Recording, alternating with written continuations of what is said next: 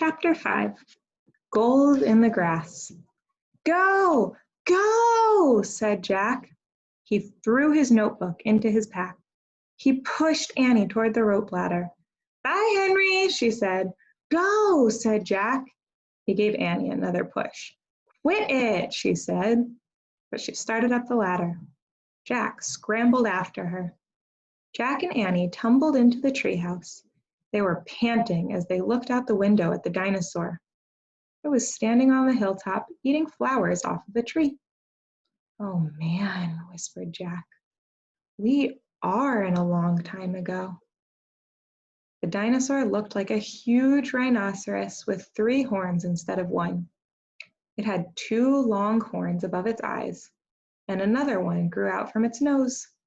It had a big shield-like thing behind its head. Does anybody know what kind of dinosaur that is? Triceratops, said Jack. Does he eat people? Whispered Annie. I'll look it up. Jack grabbed the dinosaur book. He flipped through the pages. There, said Jack, pointing to a picture of a Triceratops. He read the caption.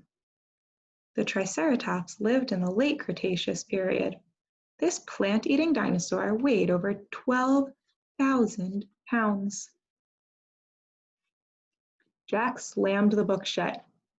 Just plants, no meat. Good, said Annie. Let's go see him up close. Are you crazy? Said Jack. Don't you want to take notes about him? Asked Annie. We're probably the first people in the whole world to ever see a real live Triceratops. Jack sighed. Annie was right. Okay, let's go, he said. Jack shoved the dinosaur book into his pack. He slung his pack over his shoulder. Annie started down the ladder, and Jack followed her.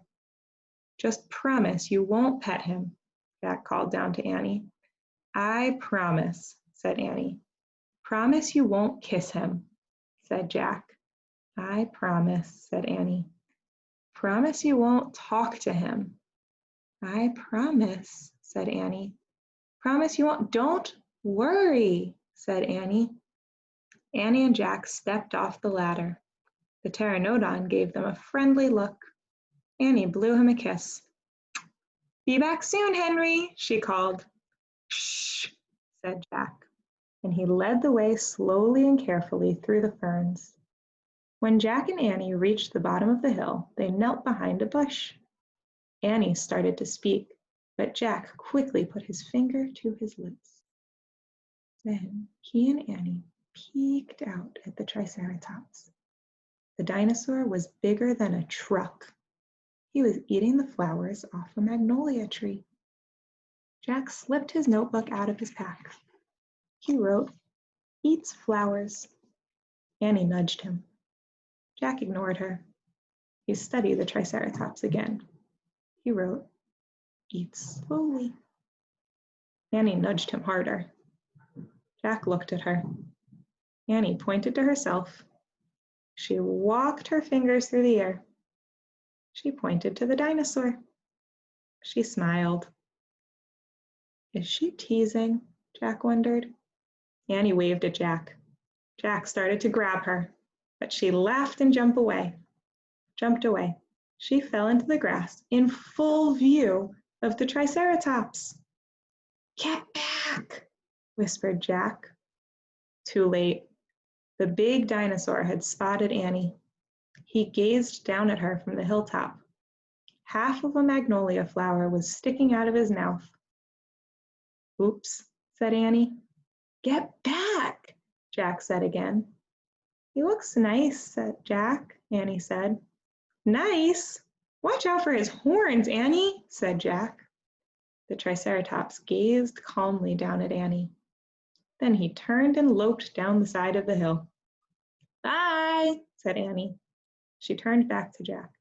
See? Jack grunted, but he wrote in his notebook. Nice.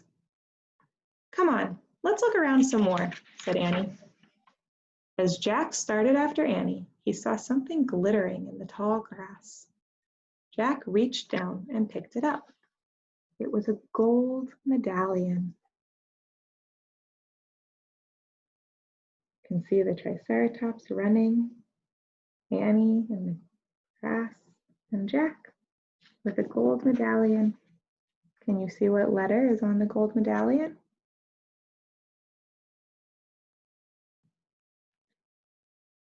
An M. I wonder what that could mean. A letter was engraved on the medallion, a fancy M. Oh man, someone was here before us, Jack said softly. Chapter 6, Dinosaur Valley. Annie, look at this, Jack called. Look what I found. Annie had gone up to the hilltop. She was picking a flower from the magnolia tree. Annie, look, a medallion, shouted Jack. But Annie wasn't paying attention to Jack. She was staring at something on the other side of the hill. Oh, wow, she said. Clutching her magnolia, she took off down the hill. Have any predictions? What do you think Annie sees down the hill?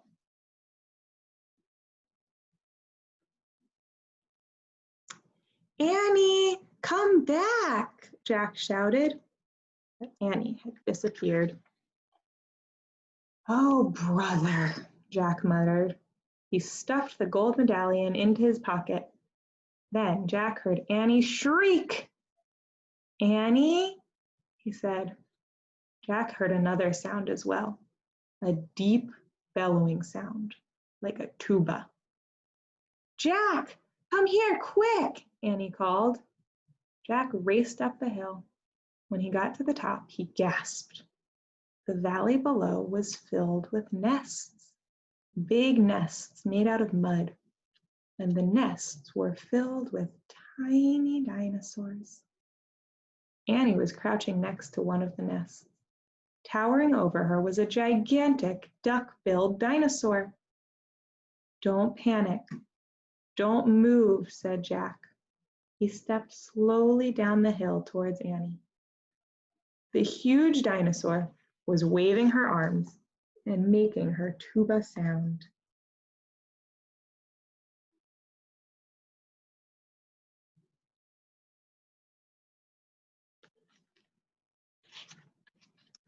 Jack stopped. He didn't want to get too close. He knelt on the ground. Okay, move toward me. Slowly, he said. Annie started to stand up. Don't stand! Crawl, said Jack. Clutching her flower, Annie crawled towards Jack. Still bellowing, the duck-billed dinosaur followed her. Annie froze. Keep going, Jack said. Annie started crawling again.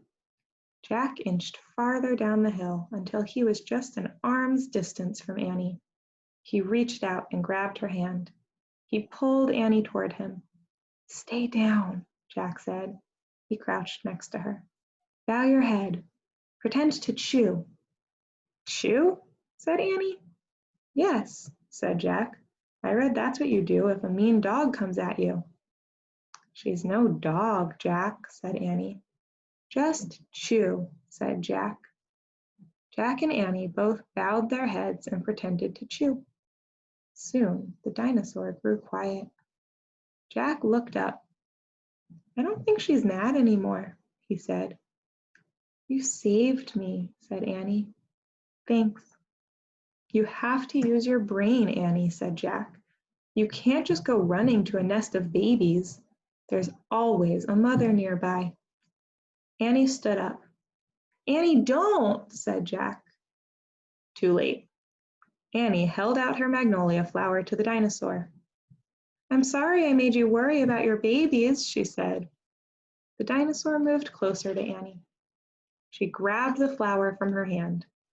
She reached for another. No more, said Annie.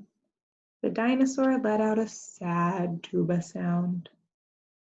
There are more flowers up there, Annie said. She pointed to the top of the hill. I'll get you some. Annie hurried up the hill. The dinosaur waddled after her. Jack quickly looked at the dinosaur babies. Some were crawling out of their nests. Where are the other mothers? Jack wondered. Jack took out the dinosaur book. He flipped through the pages. He found a picture of some duck-billed dinosaur. He read the caption. The Anatosauruses lived in colonies. While a few mothers babysat the nests, others looked for food. So there were probably more mothers close by looking for food. Hey, Jack, Annie called. Jack looked up.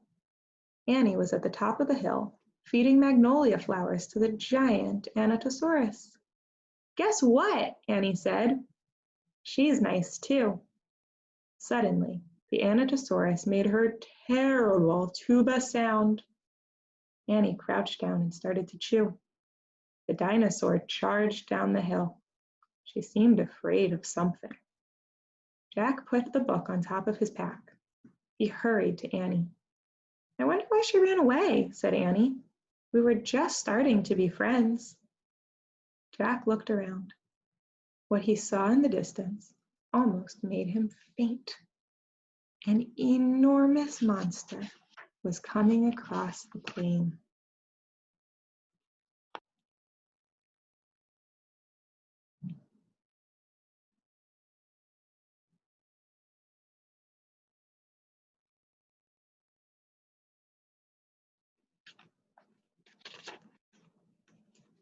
The monster was walking on two strong legs. It was swinging a long, thick tail and dangling two tiny arms. It had a huge head, and its jaws were wide open.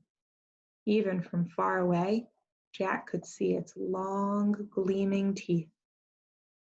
Tyrannosaurus Rex, whispered Jack. What do you think is going to happen next? You can watch the next video to read chapter 7 and 8.